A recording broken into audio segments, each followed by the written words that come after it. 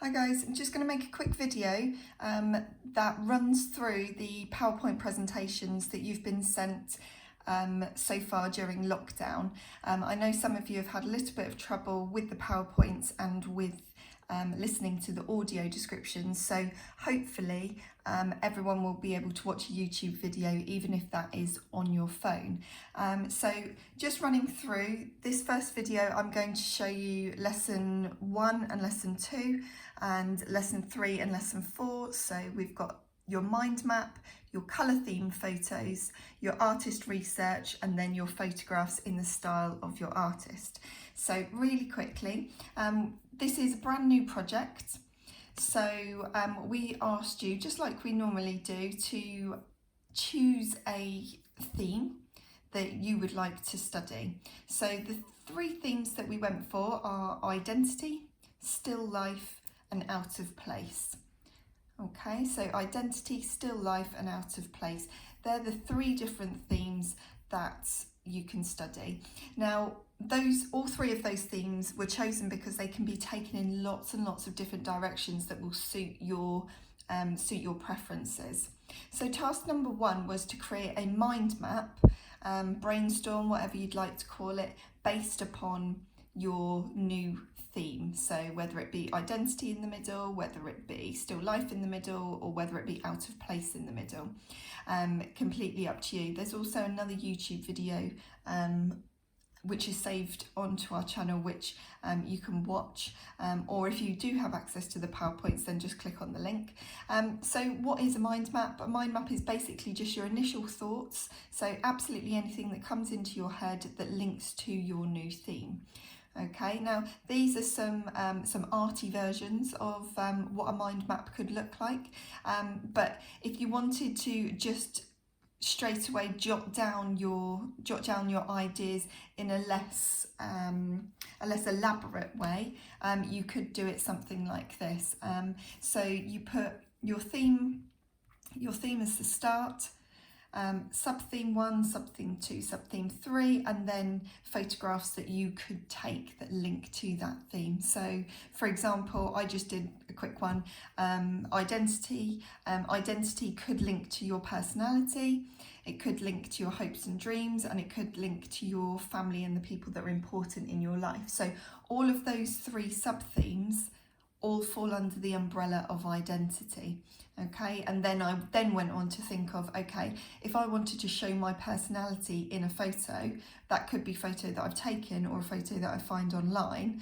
My personality could be portraits of me, it could be images that show emotions that I find online, etc, etc. So you can have a quick read through that list. And here is some other examples. So out of place and still life. Here are the sub-themes. So we've got the main theme here, the 3 sub-themes, and then photographs that you can either take or collect. So out of place, objects in the wrong place, people doing things in the wrong place. So it could be wearing a ball gown but being in bed. It's objects and things that are in the wrong place, or things that are reversed. Okay, so ice coming out of a cooker hob, for example, would be something, it's out of place, it's the reverse of what you expect. Fire coming out of a tap, again, you don't expect fire to come out of the tap, it's the reverse of what you would expect, and it's an object that's out of place. Exactly the same with still life. Still life, I think some people have got a little bit confused. Still life can be basically anything, there's any objects.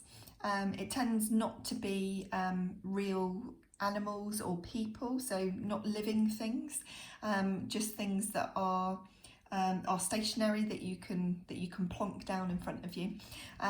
But still life can be taken in so many different ways and can be so interesting, and actually quite easy, because you can always have those objects there in front of you, and you're not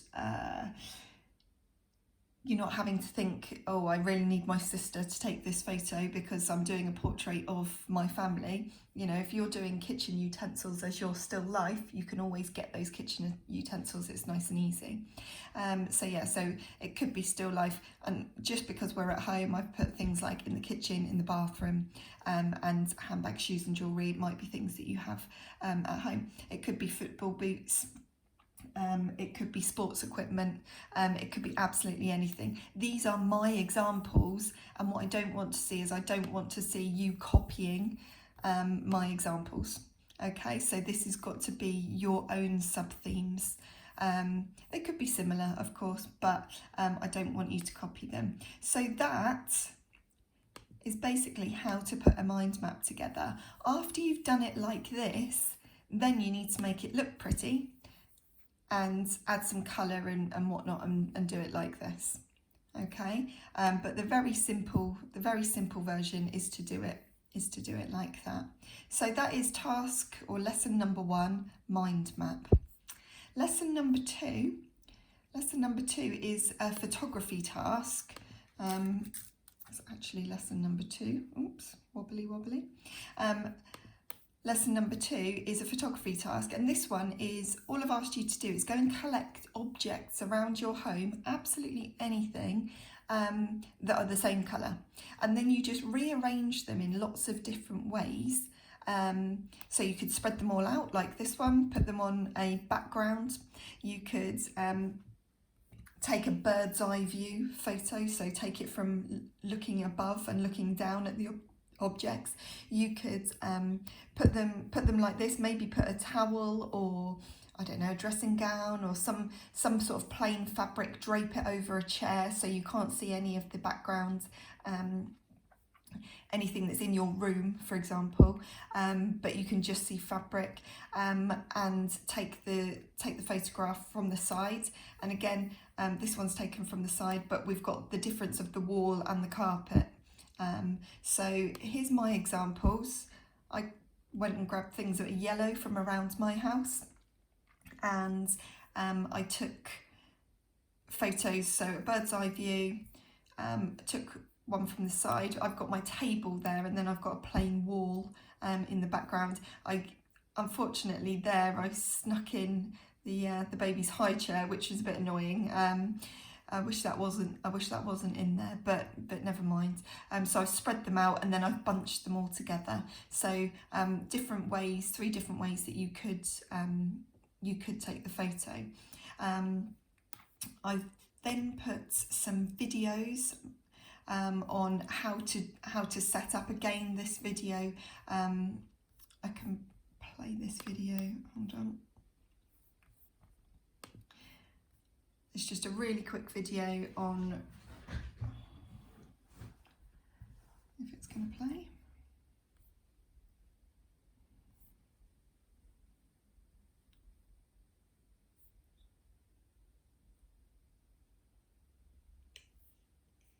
Create a still life using a towel and a chair. Simply drape your towel over the chair, just like this, preferably a white one. Place your objects onto the towel, just like this. Get nice and close so you can see nothing else except your objects and the towel. Try taking a photo from a different angle. Well done. Once you've taken your photos, don't forget to email them to your teacher. Okay, so that was just a really quick video. I actually did that for a different class, so the objects that I used in that video are not all the same colour, but yours do need to be the same colour. Yeah, so that is basically it. And then all you needed to do was to email either myself or Miss Charrett, and email us your mind map and your 3 best photos. So you can take more than 3.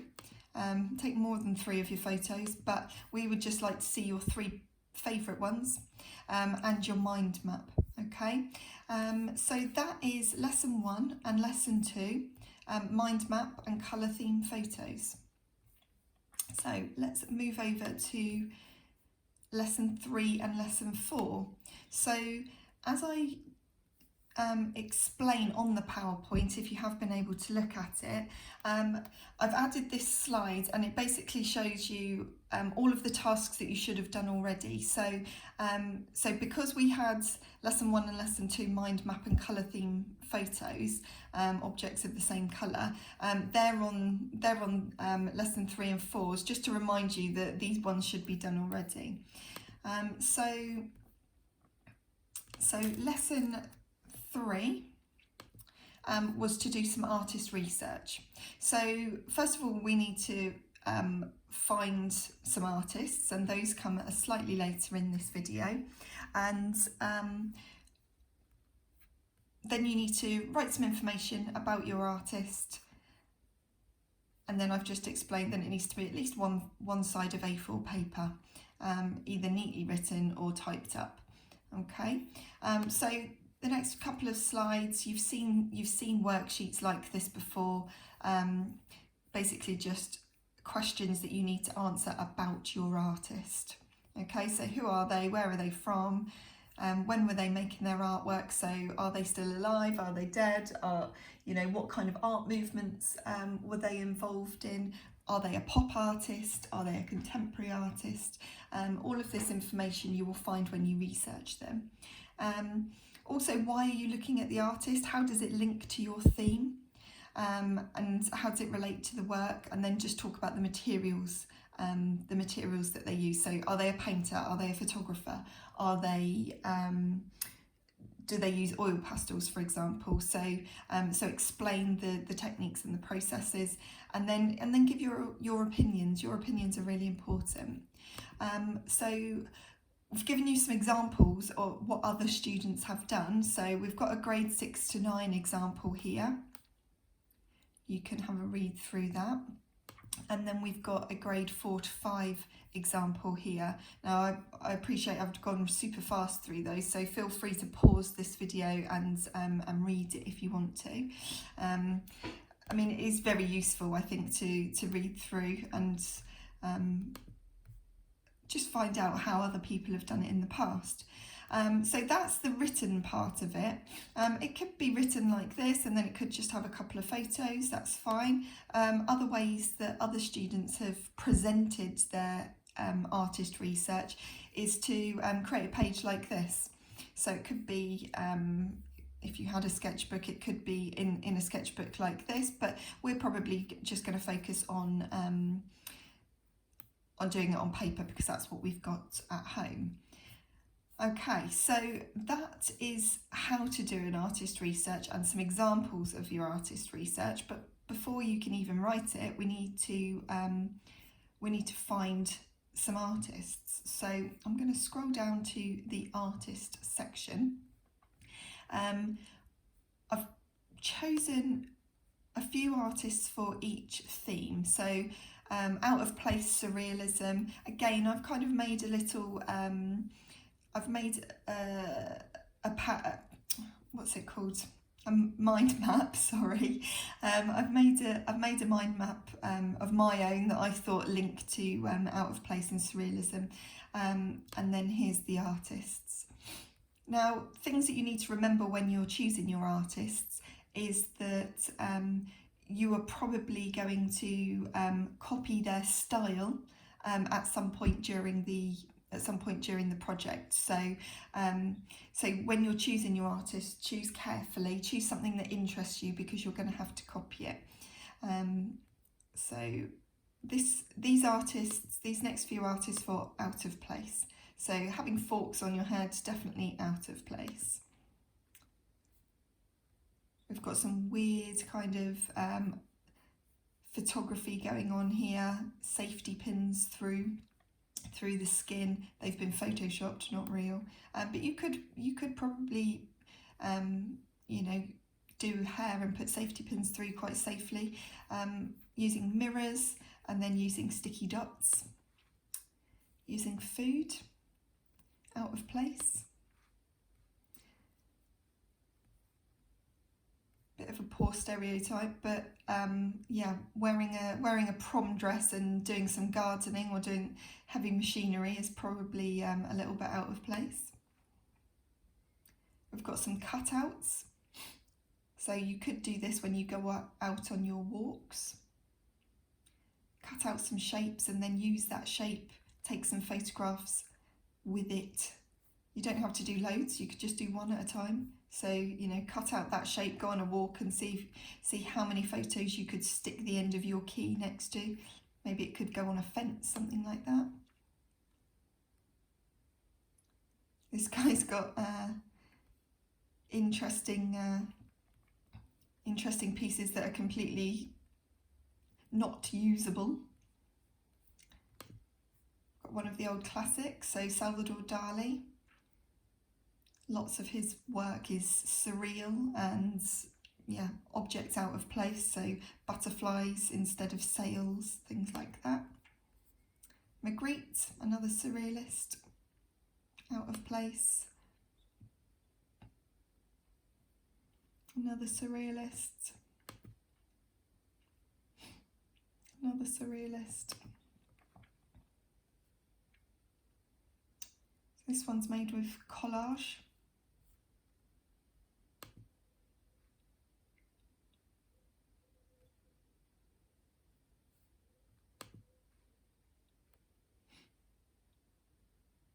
So you've also got to be thinking, okay, what am I good at? If you know that you're good at pencil drawings, maybe this artist, or using ink, maybe this artist is the one for you.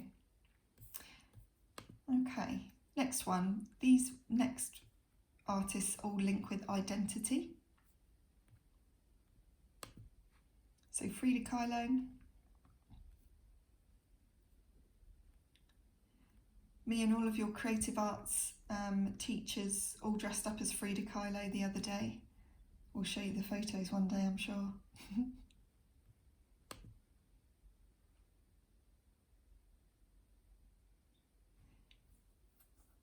This is created on Photoshop, but if you don't have Photoshop, you could quite easily draw these.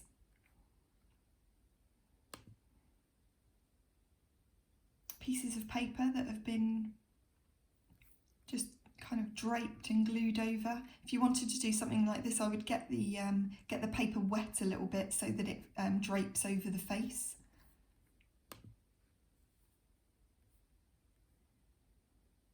Okay, this is a photograph that's been printed and then the object has been laid over the top and then re-photographed. If you like painting, got a reduced colour palette there. We've only got sort of greys and blues and blacks. Shepherd Fairy, very graphic. They all look like posters, don't they? So if that's your style. He's a Shepherd Fairy is a famous graffiti artist. Richard Ryan. Again, you might decide that you want to link in with culture. So British culture, Richard Ryan links in with that. Still life. Okay, so like I said, still life can be anything, any objects. So you could do discarded objects, stuff that's like rubbish that's just been dropped. Go on your walk when you go out for your exercise. Just take photos of random stuff that's on the floor and you could turn it into interesting paintings or drawings later. You could set up a still life. So fruit is one of the most well known.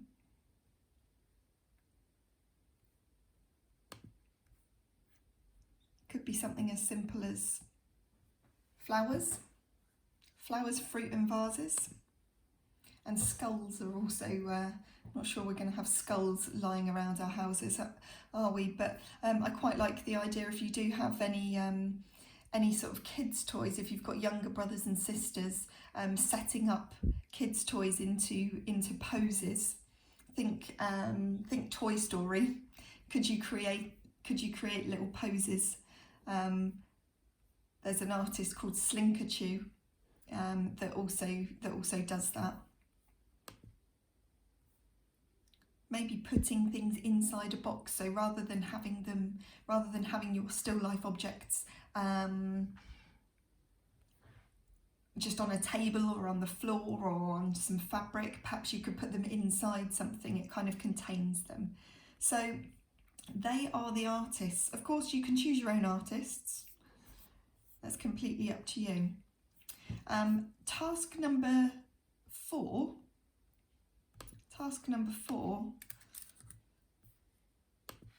is to take some photos to recreate your artist's work. Okay, so here's the original and here's some examples that the students have done. So this is just past students, I found these ones online. Okay, so you've chosen your artist, you've chosen Frieda Kylone, then you need to go and take some photos, get yourself, get your brother, your sister, your mum, whoever you live with, get them dressed up like Frieda Kylone as best as you can. So, you know, patterns, jewellery, flowers in the hair, and definitely a monobrow if you're doing Frieda Kylone. And take some photos. If you're doing still life, set up your vase and your fruit and your flowers if you've got some, similar to these two. And again, we've got artist image here, and then here's some photos that other people have taken. So there we have it. Lesson 3 and lesson 4 is to write an artist research, 1 A4 sheet of paper, and to take some photographs in the style of your artist. Okay, so what am I expecting? I'm expecting a written document that looks like this or like this, and I'm expecting photographs that you've taken in the style of your artist. Okay, I can very quickly show you, before I wrap this video to a close, some examples of what other students have done.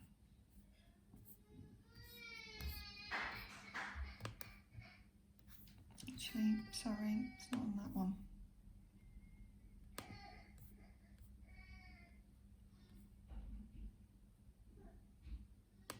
It might be on this one. There we go. So this is Daisy. Daisy has created this mind map. So these are actual people in your school and their examples. Iveta has done those ones. Artist research. Neve in year 9 has created these photos. These ones are her ones in the style of her artist. So that is what we are looking for. Mind map, colour photos, written work, and in the style of. Okay, right, better go. You can probably hear the baby crying. I hope that's helped. I will speak to you soon.